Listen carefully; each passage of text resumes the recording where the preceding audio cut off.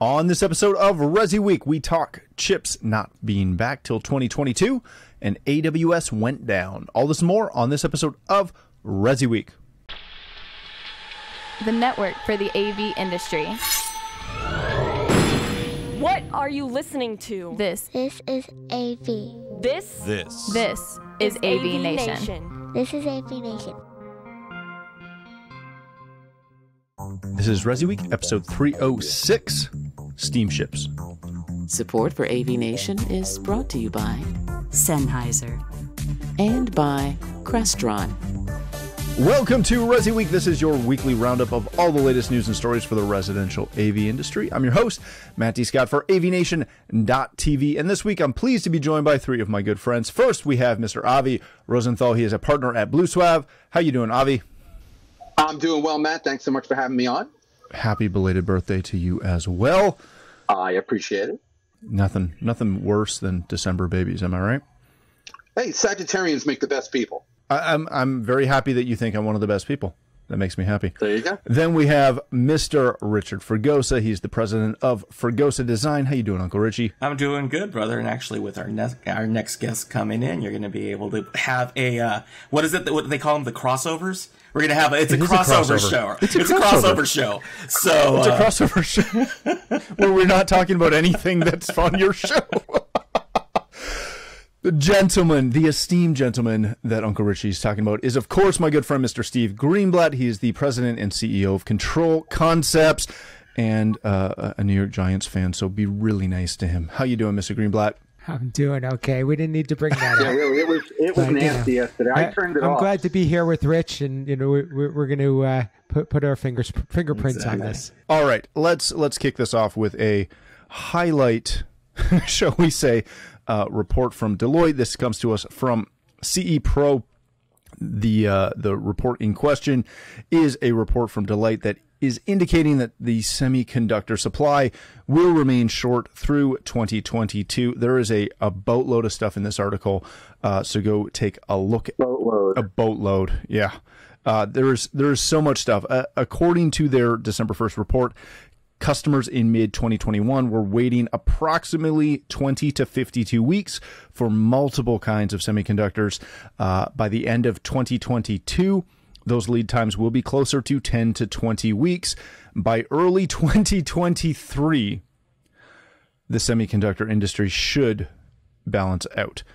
Now, I'm going to take that with a grain of salt because, gosh, early 2021, like February, they were saying that it was going to balance out by mid-2022, and that obviously might happen, but it's not looking good. So, Avi, I want to get into a couple things with you first on this, but before we get into that, what is the average pre-pandemic, pre-garbage?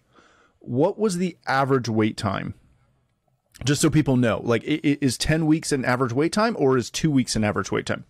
8 to 12 was the quoted times, right? Yeah, 8 to 12. So if you say 10, right, it's in the middle. But 8 to 12, no problem at all. We were, placing orders with distributors and with manufacturers 8 to 12 weeks out. Got our stuff, not a problem. I have a couple of, real world issues that are going on. I mean, I don't think that the Deloitte report is wrong necessarily from its prognostication, right? Everybody's going to be conservative in their prognostication, but we're already seeing the rollback, right, of this sort of 52-week was a number that was given by everybody as sort of a placeholder. We have no idea when we're going to deliver your stuff. We have no idea when it's going to come out of the foundry, so we're just going to call it 52 weeks. In reality, very few things took the full 52 weeks. In reality, even the people who said 52 weeks, took 25 or 30. Now, that's still crazy, right? Don't get me wrong, but it didn't take 52. That was just sort of a placeholder. What's happening now is we're getting much more realistic quotes. And so we're getting the 20 to 30 week quote, but they're hitting the 20 to 30 week. And now I'm even seeing 15 weeks, and 15 weeks is getting back to reality. Chinese New Year coming up next month. Everybody is aware of it. The Chinese government has already announced that they're going to extend the amount of time that people are going to be, quote unquote, off work. How kind of them. Well, that's how it works. We're actually starting to see some factories send some workers home, even as early as now. And we're expecting at least 50% of the workforce to be sent home by the end of this calendar year, which if anybody knows anything about Chinese New Year, it's about 2 weeks early. Because again, the Chinese government is trying to limit, you've got the Shanghai train station, for instance. There have been days during the transit of Chinese New Year where you've got 10, 12, 15 million people, in a single day transiting through a train station. It's like, okay, everybody in New York City stand up and move 5 miles west, right? I mean, just everybody all at one time. So they're trying to limit that. And I look, I can absolutely appreciate it. God forbid there's a COVID outbreak, right? The whole world will come crashing down. And so they're spacing it out. What that's doing, though, from the supply line is actually a positive thing, because the folks in transportation are not the ones being moved out early. The factories are starting to close down a little bit earlier. Everybody was planning for this. We had enough notice to know about it. And so that's going to give the component suppliers time to play catch up. And so, Chinese New Year is going to be a watershed event in this sort of whole process. How much of this report is a very concentrated view? Because it doesn't take into effect pre-show we were talking about, yes, manufacturing is starting to catch up. They're starting to, the supply issue is not necessarily this big thing we're expecting it to continue to be. It's the other factors. There's still a massive port issue. There's still I'm going to argue, an underreported transportation issue. Once it gets to the ports, what is that going to? Do you have any insight on what that's going to flesh out as? Yeah, so if you look on my LinkedIn feed, you will see, unfortunately, one of the most depressing reports that I have ever had the pleasure to post. And I even said that in my posting. I said, okay, this is really like wrecked my day. It was about a month ago, and it's all about the trucking industry and the fact that the trucking industry is in turmoil. And I don't blame the truckers. It's not the truckers' fault. It is the way that the mechanisms have all come around to them. A lot of them are leaving the long haul sector and going to short haul sector because there's more money to be made. The independents, as we've talked about, are having all kinds of troubles with laws and things that are changing and the amount of time that they can be on the road. They're not paid for the wait times at the ports. The ports are running very inefficiently. And so you've got a situation where, hey, you're an independent trucker. You get paid to bring the load from point A to point B. You only get paid when that load reaches point B. It doesn't matter how long it takes. So you have a choice. Go to, the Port of LA and sit for 5 or 6 hours in line to get your load, and then travel 16, 20 hours to get it wherever it needs to be and then offload it, or start in Arizona and take a load directly from Arizona to Texas, right? Boom, and get paid right away. These are the problems that the truckers are up against. And this, I agree with you, is sort of the underreported issues. There's the chassis issue, as they call it. The chassis manufacturers are way far behind in producing enough chassis to move the containers from point A to point B. Why are they behind? Steel is behind. Why is steel behind? Because they're not getting the raw materials. The whole thing is just one big domino. Now, there are bright spots. There are absolutely bright spots. The short haul guys are doing well. FedEx is starting to fix a lot of their problems. Amazon, doing a great job. Amazon's paying their people well. I know they sometimes get a black eye about that, about warehousing and things, and I'm not here to discuss the politics, but they are on-time delivery. UPS, another bright spot.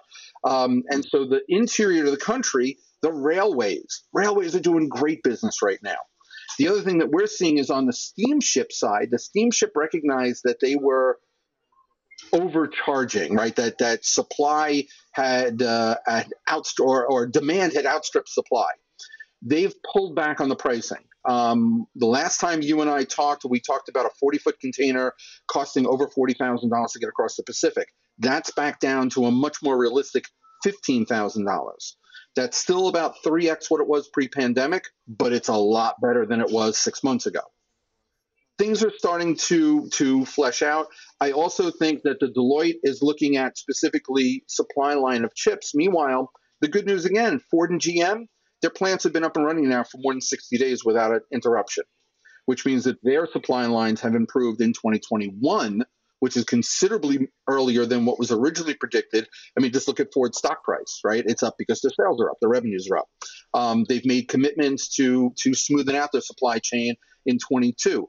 Why am I looking at automotive when we're talking to integrators on the phone? Because it's all connected, right? If the automotive sector is doing well, it means that they can focus now on building chips for our sector. The AKM fire, mostly solved. AKM is now taking orders from their Asian CMs, their Asian contract manufacturers, for the turn on of those foundries. That's incredible news. We've been relying on third parties up until now, like Cirrus Logic and TI and others. That's going to take the burden off even more. So I'm actually much more positive about the outlook. Deloitte says end of 22. I'm going to sit here and put a stake in the ground and say by second half of 22, we're going to see a marked improvement. That is fantastic news. Uncle Richie, when you read the article, when you see, because it's been all over the news. Heck, CBS Good Morning had a segment on it last week. When you see this, when you view it from the AV perspective, we've kind of taken the last year with supply limitations and kind of played it off to most of our customers, right? They're like, well, it's bad, but it's going to get better. If we take this as kind of our benchmark and say it's not going to be till 2023, till it's back to normal, on-demand ordering, whatever you want to do, however you typically ran your business pre-pandemic is how you will run your supply side of your business in 2023. How do we go about going into 2022 and planning properly from a business standpoint, not being so reactionary, but being proactive in the planning aspect? Well, the first part in business, whether you could say fortunately or unfortunately about how you're going to succeed is your honesty with your clients. At the beginning, let's just say the beginning of this year, when you mentioned supply chain, it just went over everybody's head. It was just not part of the lexicon of anything. But now you have clients who are like, okay, yeah, my outdoor furniture, my wicker's not arriving for 6 months. I just got a call that, the quarry in Italy can't get a boat to bring our countertops over until summer. So there is, it's not necessarily like hammering home the point that there's just this lack of stuff, but it is an understanding that in the construction process that there are other industries being that are involved in this. And so a big part for me, and the one that kind of, it kind of got under my skin that I've not been a fan of, is a lot of times I've been hearing from manufacturers or sales reps from manufacturers who are chastising dealers who said, well, you should have just ordered more goods and just had it ready to go. Come on, son. Yeah, it's like, come on, we're talking practice. But, it was like, well, that problem, it's like, it's already gone. It's like, I can't order it now anyway to fill it. So why are you trying to slap me on the hand saying what I should have done? So I think also in the industry too, is there's this willingness to try to kind of want to, I don't understand why I told you so as a sales tactic necessarily. So my feeling is, kind of moving with it is no, take the partnership approach. Look, there's issues. I've had some pretty difficult conversations with clients where it's like we had a rush. And then we looked at the realistic timelines and I'm like, it's just not going to happen. And so we have a choice. I think realistically this can happen and it may slip still. And, we're doing 30-day check-ins going, okay, where are we with this? Is it real? Is it not real? Is what my manufacturer's coming with? And being able to provide to the client was like, look, your house is going to get built. This office, this headquarters is going to get built.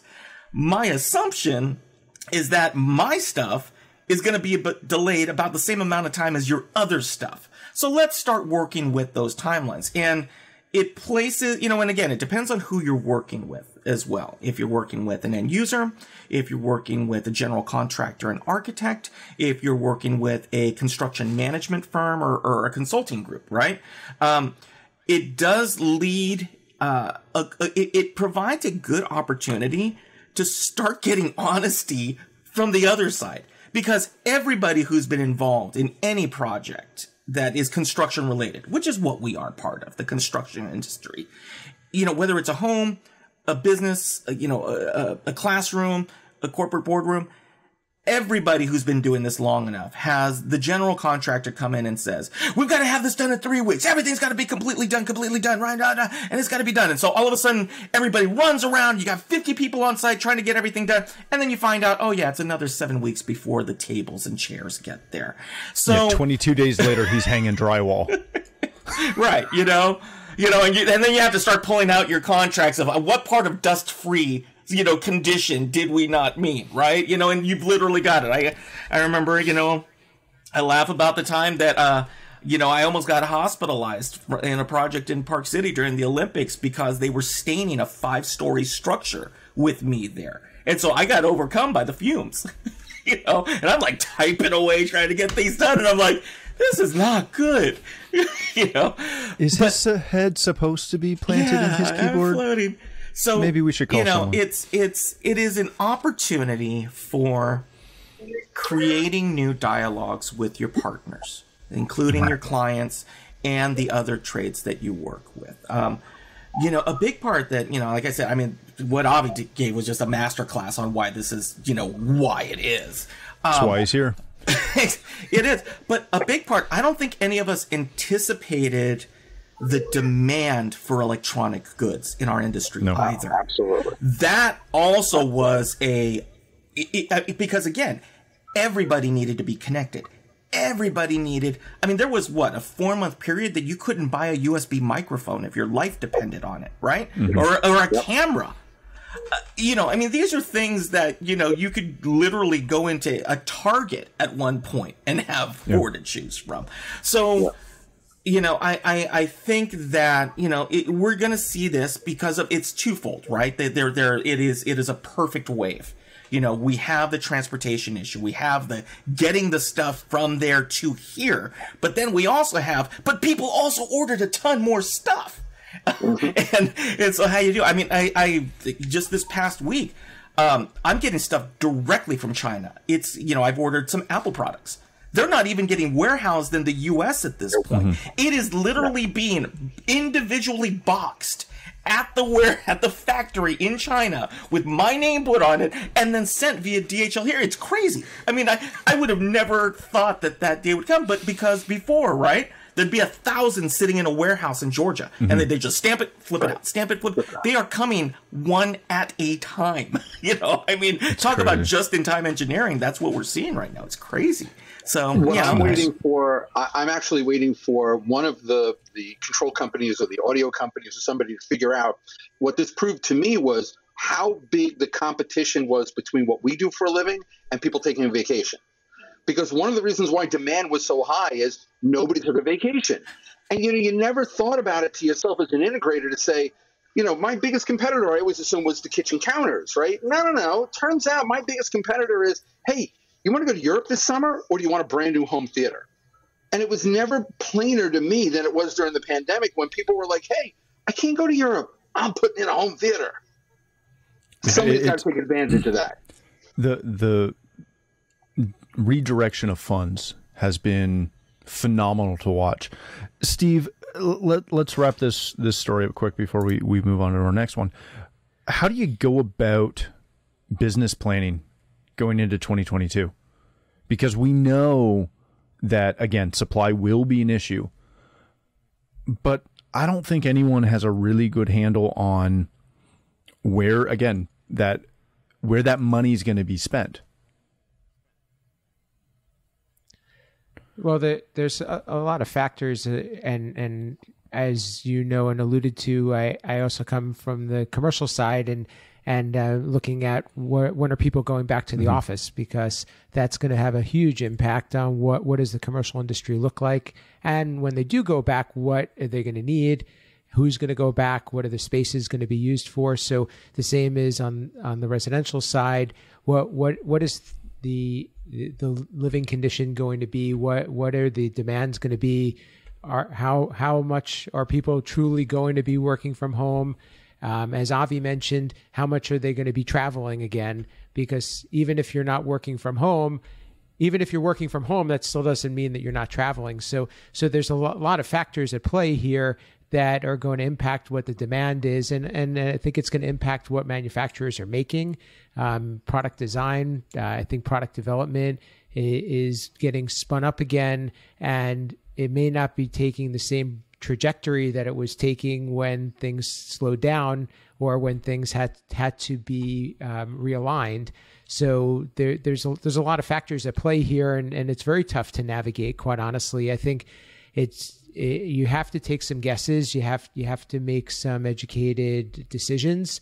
But I also think you have to be ready to be agile about it and shift and say, I think I'm going to hedge on this side, but I have a plan B, a plan C ready in place because this is where everything else is. So maybe it's 40% or 50% a prediction of going this direction, but the other two options are not too far behind. Mm-hmm. Whereas normally you would say, okay, I'm 80% and then I just need a 20%. So I think that you have to be ready to change course as you're going, and I think a lot of budgets are going to get reevaluated after first quarter, mm-hmm. Even after even on a monthly basis. Hey, thanks for watching the first segment of this week's episode. To watch the entire show, please click the link below or visit AVNation.tv. That's AVNation.tv.